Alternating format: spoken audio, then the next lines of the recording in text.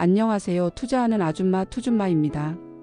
오늘은 미국 나스닥에 상장된 대형 리테일 기업 타겟 나스닥 티커 TGT에 대해 이야기를 해보겠습니다. 최근 주가가 $90 아래로 너무 많이 내려가면서 많은 투자자들의 관심이 쏠리고 있는데요. 도대체 무슨 일이 있었고 앞으로 어떻게 바라봐야 할지도 차근차근 풀어드리겠습니다. 저는 예전에 미국 출장을 자주 다녔을 때 타겟을 정말 좋아했습니다. 이번에 하와이에 놀러 갔을 때도 타겟에서 아이들과 쇼핑 잘 했었어요. 월마트도 코스트코도 좋긴 하지만 저는 이상하게 타겟이 더 마음에 들더라고요. 그냥 마트 같지 않고 조금 더 고급진 느낌이 있었어요. 당시에 타겟에서는 코치나 토리버치 같은 캐주얼 명품 브랜드들도 할인 상품에서 꽤 자주 볼 수 있었고, 디자인이 예쁘고 사이즈만 맞으면 다 내 거로 출장 트렁크에 꽉꽉 채워 올 정도였습니다. 이제와 생각해보면 소비자 입장에서는 할인 행사가 많으면 좋은데, 투자자 입장에서 보면 바로 이런 게 마진을 갉아먹는 구조라는 걸, 또 고급 이미지 훼손까지 걱정해야 하는 부분이기도 하죠. 현재 타겟의 주가는 약 $89 수준입니다.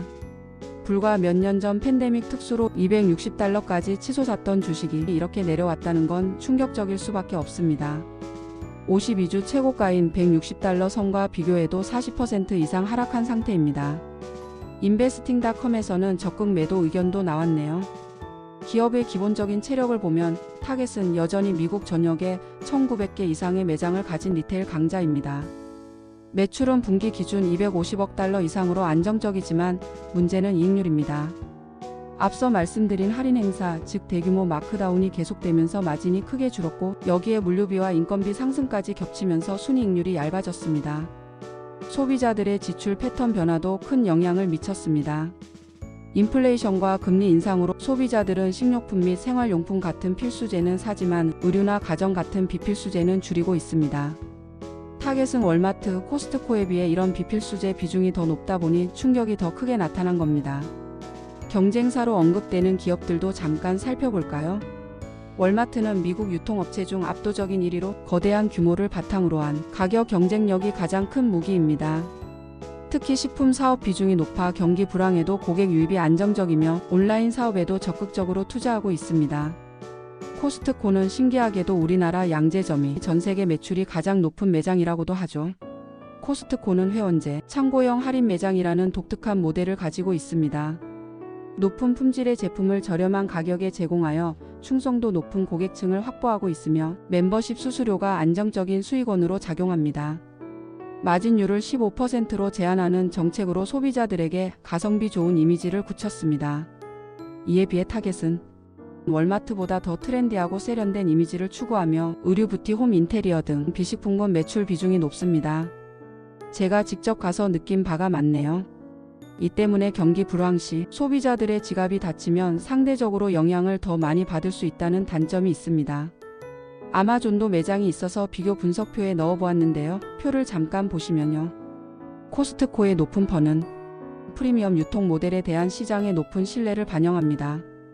반면 타겟의 낮은 펀은 비필수 소비재 중심의 사업 모델이 경기 둔감에 취약하다는 점과 최근 실적 부진을 반영한 것으로 해석됩니다. 월마트와 아마존은 거대한 규모와 사업 다각화를 통해 비교적 안정적인 밸류에이션을 유지하고 있습니다. 아마존의 경우 클라우드 서비스 AWS의 높은 수익성이 전체적인 기업 가치를 끌어올리는 중요한 요인입니다. 타겟의 주가가 떨어지는 데에는 최근엔 정책 변수도 있었습니다. 미국의 관세 정책 변화로 수입 비용이 늘어나면서 마진 압박이 더 커진 거죠. 언론은 공통적으로 타겟의 문제는 매출이 아니라 마진이라고 지적합니다. 매출은 여전히 거대한데 수익성이 무너지고 있다는 것이죠. 여기에 DI 정책 논란과 CEO 교체 이슈도 있었습니다. 타겟은 다양성과 포용성을 강조하는 DEI 프로그램과 LGBTQ 컬렉션을 운영해 왔어요. DEI란 다이버시티, 이쿼티, 인클루전의 약자로 다양성, 형평성, 포용성을 뜻하는 개념이에요. LGBTQ+는 성소수자를 아우르는 용어로 각 알파벳은 특정 성적 지향 또는 성 정체성을 나타낸다고 합니다. 이와 같은 프로그램을 만들고 해당 컬렉션을 운영해 왔다는 것은 이 기업이 인종, 성별, 성적 지향, 장애 유무 등 여러 배경을 가진 사람들을 공정하게 대우하고 내부 문화나 상품 마케팅에서도 포용적인 방향을 취하자는 움직임을 해왔던 것이죠. 그런데 최근 이를 축소하면서 소비자 반발과 보이콧이 이어졌습니다. 이 과정에서 브랜드 신뢰도에 타격을 입었고 결국 2014년부터 회사를 이끌던 브라이언 코넬 CEO가 물러나고 2025년 8월 내부 인사인 마이클 피델케가 차기 CEO로 선임됐습니다. 언론에서는 단순한 세대 교체가 아니라 매출 부진과 DEI 후퇴 논란이 맞물린 결과로 해석하고 있습니다. 투자자 커뮤니티의 반응은 엇갈립니다. 레딧 같은 곳을 보면 배당과 저평가 매력 때문에 기회라고 보는 쪽과 리스크가 여전하니 조심해야 한다는 쪽이 나뉘어 있죠. 언론도 비슷합니다. 매출은 여전히 방어적이지만 마진과 브랜드 신뢰 회복이 관건이라는 분석이 많습니다. 차트를 보면 지금 $90는 분명히 중요한 지지선입니다.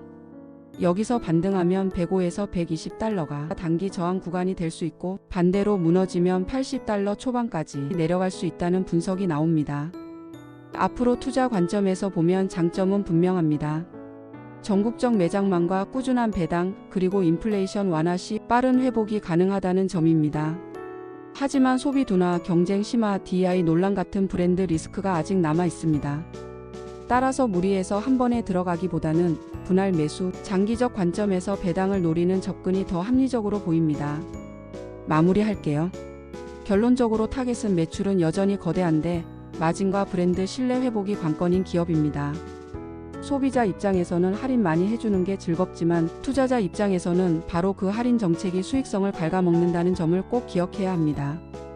또 한동안 믿음직한 기업이라고 생각해왔지만 바로 입장을 바꾸었다면 브랜드 신뢰도를 올리기가 쉽지 않을 것 같다는 생각이에요. 저도 이번에 많이 떨어진 주가만 보고 배당을 노리고 조금 담아놓은 상태인데요. 영상을 만들기 위해 기업 분석해보고 뉴스를 많이 찾아보고 나니 괜히 일찍 들어왔나 싶네요. 과연 이걸 뚫고 올라갈 수 있을지 좀 더 지켜봐야겠습니다. 오늘은 타겟의 현재 상황과 주가 하락 이후, 소비자와 투자자 관점의 차이, 그리고 언론과 투자자들의 평가까지 함께 살펴봤습니다. 투자 판단은 늘 신중히 본인 책임하에 하셔야 하고요. 영상이 도움이 되셨다면 구독과 좋아요 부탁드립니다. 감사합니다. 투준마였습니다.